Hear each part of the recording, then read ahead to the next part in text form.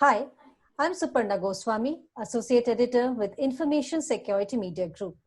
I have the pleasure of speaking with Sabir Hussain, who is Head IT Policy and Risk Analyst at Bangladesh National CERT. We will be talking about the National Cybersecurity Policy of Bangladesh and what needs to be done to make it more relevant. Sabir, thank you so much for taking time out for this discussion today. Thank you, Suparna, for inviting me to this interview, and thank you to Information Security Media Group as well for inviting me. Thank you.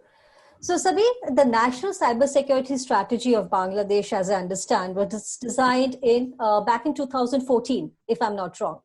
So much has changed since then. Technology keeps improving. So I'm assuming much has changed. So how is the government looking to come out with a revised policy? Thank you, Suparna, for asking the question.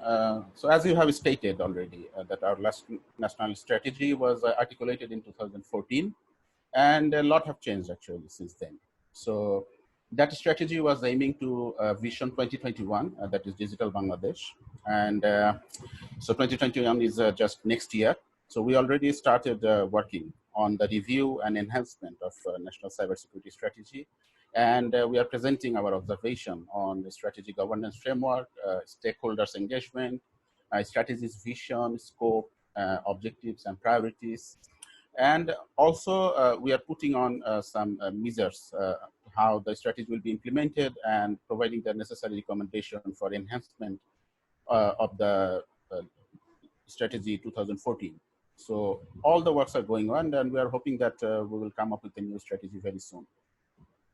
So when you say you're coming out with a new strategy very soon, so which are the areas do you think needs instant attention?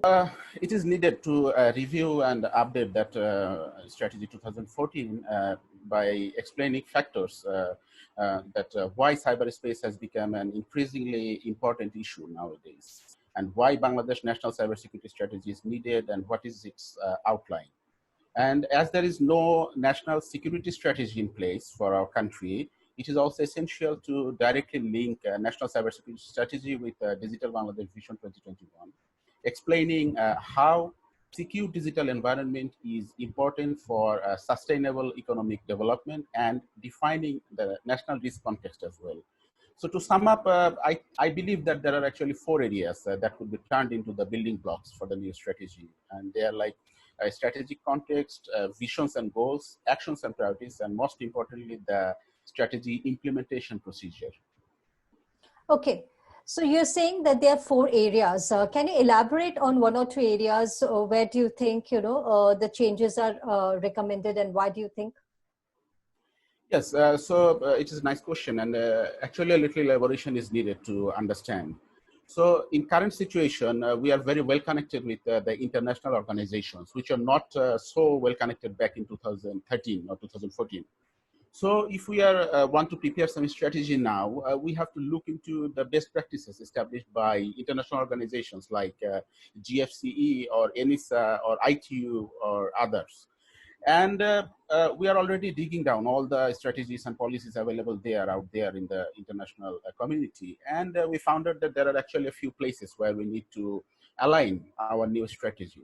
So one of the area is you probably already know about that cybersecurity capacity maturity model that is developed by Oxford University. So that is done for Bangladesh in 2018. So I believe that our new strategy should be aligned with this CMM model. That will help a lot to make it internationally standardized. And in our old strategy, there is not much of a risk assessment approach. So that is one of the areas that should be defined, that what is the risk assessment approach. There will be should be new guidelines for protection of the critical information infrastructures. And also, it is very important to address the cybercrime in the strategy. And last but not least is the empowerment, all the sectorial CERTs we are talking about, the new Digital Security Act 2018, and also this capacity building among the people, among the from the school level to the universities and to the professional level, this capacity building. All of these things, I believe that should be included and that can be actually introduced in the new strategy. Okay, so Sabir, just to probe a little further on this, because it sounded very interesting what all you said. One point I wanted to emphasize was on the critical infrastructure that you said there, that you need to revisit the security policies or security tools that protect the critical infrastructure. Can you elaborate this a bit further on this? What are you thinking, and how do you want to probably re-strategize the approach that you take currently when it comes to critical infrastructure? Yes, we have a few critical infrastructure, identified critical infrastructures in different sectors. For example, financial sector or SCADA or even law enforcement agencies. So to protect the critical infrastructures, we have several measures already in place. Our colleagues discussed with you earlier that we have some sensors, cyber sensors that are placed in the critical infrastructures.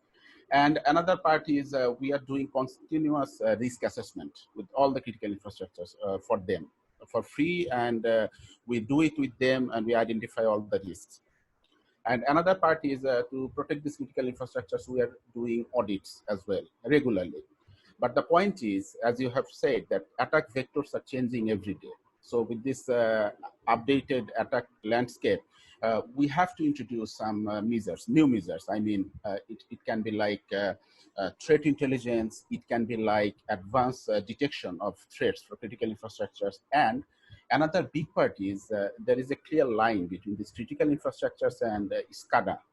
So SCADA is also critical infrastructures, but if we look deep closer, SCADA is a sector that is much vulnerable for cyber attacks. So we need to do some special care for this. And in our policy, we have to identify separately about the critical infrastructures, about the SCADA, and we have to balance between the both.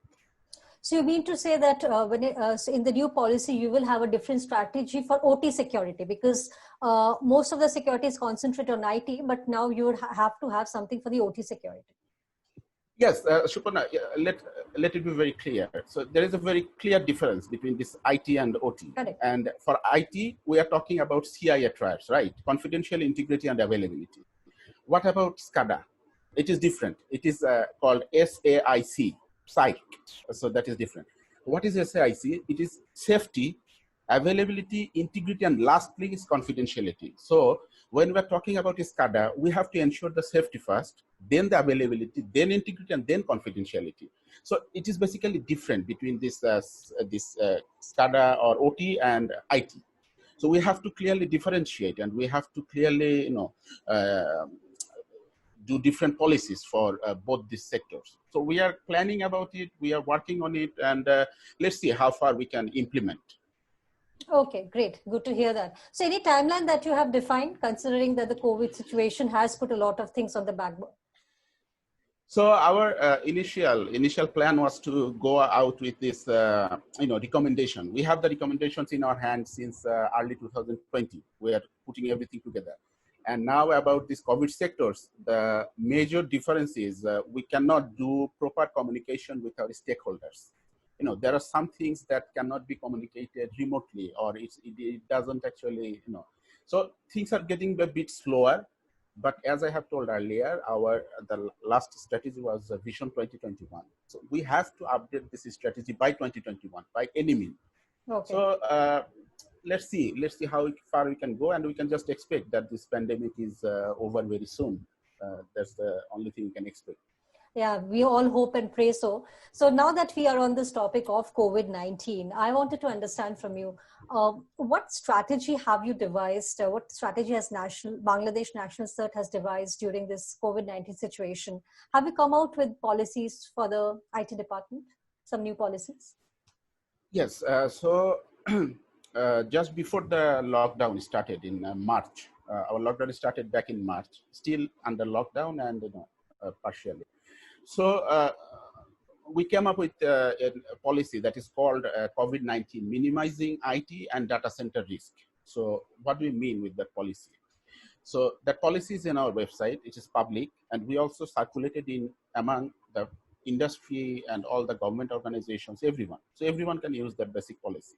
So that policy contained everything, almost everything, from facility safety to a business continuity plan, to mission critical facilities, what to do, what not to do, and physical security, everything. Almost we try to cover almost everything in that policy, and we already distributed it among all the data centers, all the industry stakeholders. So that is one of the policies that came very earlier in Bangladesh. I mean, BGT Gov CERT or CERT, National CERT, we have done it quite earlier. And just before lockdown, we were able to distribute it because we didn't know that lockdown is coming. Somehow we were fortunate that 2 days before lockdown, we just circulated that policy among all the stakeholders. So they are using these stakeholders, and the only thing is, only bad thing we can expect in this pandemic is to stop our IT operations. That is the only thing, last thing we should expect. So everything is going all right. Everything is going as per the plan till now, and industry and data centers, they are following that policy, and it's quite useful for them, I believe. Okay. And now digressing a bit, Sabir, I wanted to touch upon privacy with you, since you had the IT policy of Bangladesh CERT.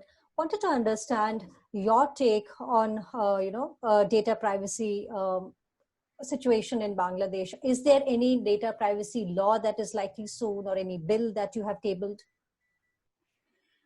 Thank you, Shupon, for asking the question. Actually, as we all know that in current scenario, data is gold.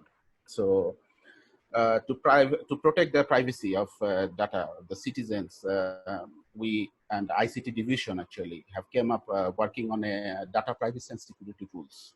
So the draft had been already published, and it is available in the website, and it is also sent to different stakeholders for their feedbacks. So it is to be mentioned that the Digital Security Act 2018, we have also emphasizes on the data privacy and protection.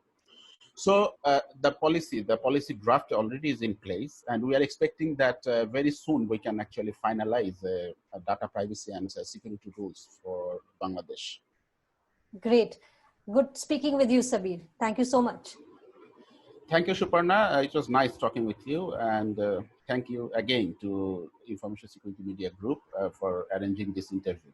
Thank you so much. You were listening to Sabir Hussain. For ISMG, this is Suparna Goswami. Thank you so much for watching.